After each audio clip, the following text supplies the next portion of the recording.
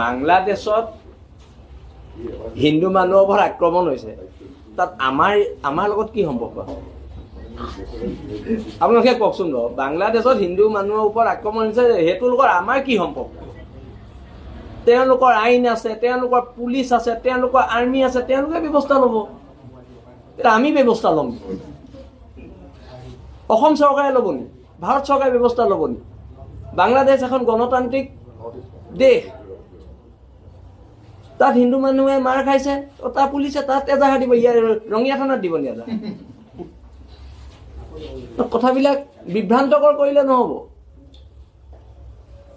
এতিয়া বৰাক ভেলীত যিটো আন্দোলন হৈ আছে, সেইখিনি গোটেইখিনি বাংলাদেশে আন্দোলন কৰি আছে, সিহঁতিতো চব বাংলাদেশৰ পৰা আহি ইয়াত আধাৰ কাৰ্ডখন থাকিলে বুলিয়ে সিহঁতি ভাৰতীয় নহয়তো।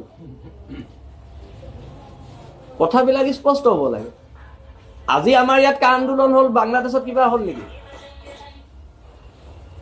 আমাৰ ইয়াত কা আন্দোলন হওঁতে বাংলাদেশৰ সমাজ ব্যৱস্থা বা ৰাজনৈতিক ব্যৱস্থাত কিবা প্ৰভাৱ পৰিলে নেকি?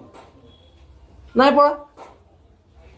বাংলাদেশত কিবা এটা হৈছে, আমাৰ তাত এনেই আমাৰ তেলখিনি জুইখিনি বয়াকত খৰচ কৰি আছে, বাঁহকেইডাল খৰচ কৰি আছে, জোৰ সমদল।